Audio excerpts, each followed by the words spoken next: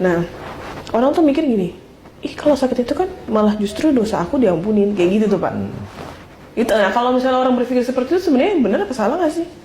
Kalau saya itu gampang. Kalau Allah sudah berfirman, wa ma asabakum min musibatin fa bima kasabat aydikum. Apa saja musibah yang engkau terima, entah itu kecelakaan, entah itu kehilangan uang, entah itu kebentur kepalanya, entah itu sakit, itu disebabkan dari buah tanganmu sendiri. Buah tangan itu berarti dosa. Berarti kalau sakit itu dimunculkan oleh Allah Ta'ala berarti masih ada dosa. Dosa, oke. Jadi kalau ayatnya bilang begitu berarti kamu sudah mohon ampun belum? Kan intinya seperti itu. Iya.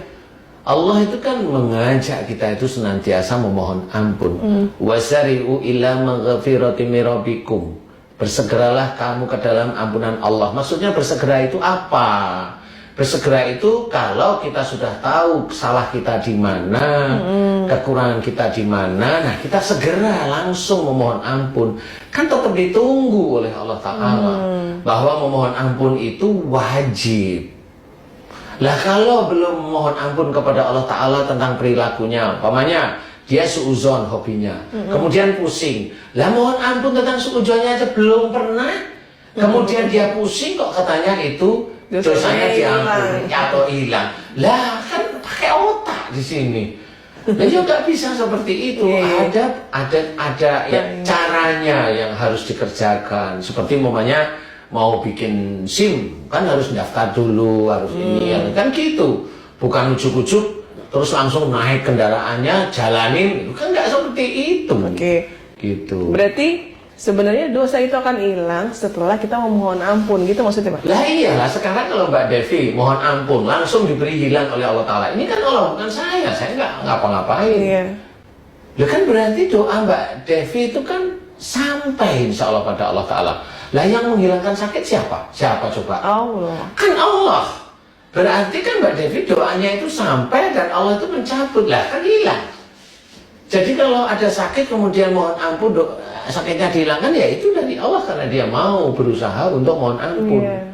Kan begitu intinya. Jadi kalau mamanya nggak berusaha mohon ampun, belum pernah mohon ampun, dia itu sakit di situ, nggak pernah mohon ampun, kemudian dia bilang itu dosa diampuni, ya menurut saya kalau dia berpandangan seperti itu, monggo. Kalau saya, monggo. Nggak apa-apa kok. Kita beda pengertian, boleh. Tapi saya hanya cuma bilang, nanti hati-hati di akhirat ya. Gitu. Nanti hati-hati di akhirat itu harus berpikir loh berarti. Di dunia ini berpikir, jangan sampai di dunia ini kita anggap itu benar, nggak taunya itu salah. Jadi kita bawa sampai ke akhirat, lah kan rugi kita nanti. Sampai di akhirat, dah salah.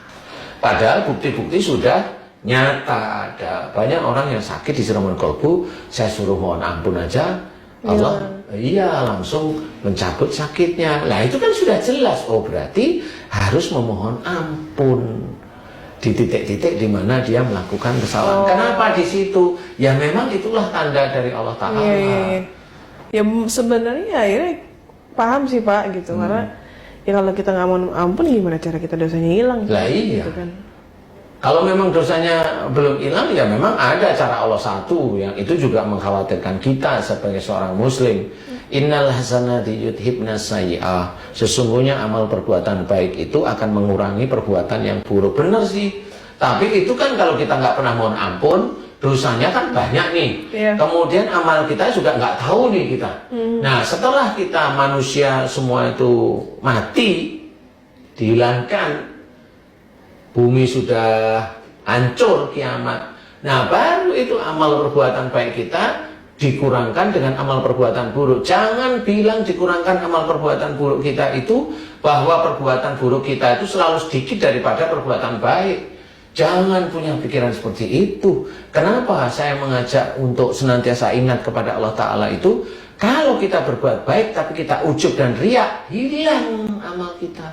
Nah kalau misalnya ada seseorang yang memang tidak pernah merasakan sakit, itu apakah dia nggak punya dosa? Oh, bisa aja orang itu memang tidak emosional. Oh. Nah, kalau tidak emosional ini kan dia tetap tertata. Jadi tidak ada momennya suuzonnya ya jarang. Walaupun dia bukan orang muslim, kalau dia nggak suudzon ya dia jarang pusing.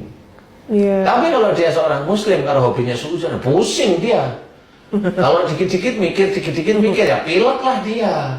Tapi kalau orang non muslim, kalau dia itu nggak punya pikiran santai aja, ya dia nggak pilek sama. Jadi nggak bisa seperti itu. Semua persoalan yang lebih atau perilaku yang lebih, emosi yang lebih, salah dan dosa yang lebih itu akan muncul. Salah satunya bentuknya itu musibah. Pasti akan dimunculkan oleh Allah Ta'ala. Cuma memang khususnya bagi yang muslim, nah ini yang muslim nih, semakin agamanya, imannya bertambah, nah ini jarang orang tahu nih. Semakin imannya bertambah, biasanya semakin dia sering sakit.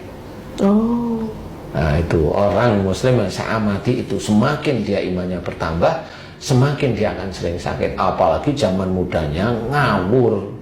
Nah pada waktu dia hijrah, dia mencoba untuk dekat sama Allah Ta'ala, nah banyak sakit. Pada waktu dia hijrah dari usahanya yang hebat, dia hijrah kepada Allah Ta'ala, bisa aja usahanya itu bangkrut. Oh. Loh, kenapa bangkrut? Karena dulu dia nyari usahanya juga kacau. Nah orang nggak pernah tahu kenapa kok bisa bangkrut ya saya. Nah itu cara Allah menguji. Itu tuh Pak. Iya itu. Paham kalau saya. Menurut saya tapi ya. Iya. Jadi orang itu nggak pahamnya di situ. Kenapa saya sekarang itu malah lebih dekat sama Allah Ta'ala kok bangkrut malah. Nah seperti itu. Padahal dia juga diuji dari sisi itu. Memang dia ujian pada saat dia itu mencoba menjaga imannya, oke. Tetapi kalau dia dibangkrutkan, masih nggak dia tetap mau di jalan Allah, kan begitu. Allah kan bertanya juga. Ini orang yakin benar hijrah, omong aja atau dia konsekuen dengan omongannya, kan seperti itu. Apalagi sudah gembar-gembar, aku sudah hijrah, ngomong ke sana kemari. Sudah, itu kan juga merupakan ujub riyaknya dia juga. Nah, akhirnya Allah yang menguji. Pasti, kalau itu pasti akan diuji. Makanya nggak usah cerita. Kalau ini bisa ya diam kayak orang bodoh, itu malah lebih enak. Kalau diajak ya ketawa ke TV. Kalau difitnah ya senyum-senyum. Tahu kalau fitnah itu sampai ke telinga kita, itu berarti Allah mengizinkan kita ngerti, sehingga didoakan orang agar orang tersebut diselamatkan oleh Allah. Cara-cara Islami kita kerjakan aja.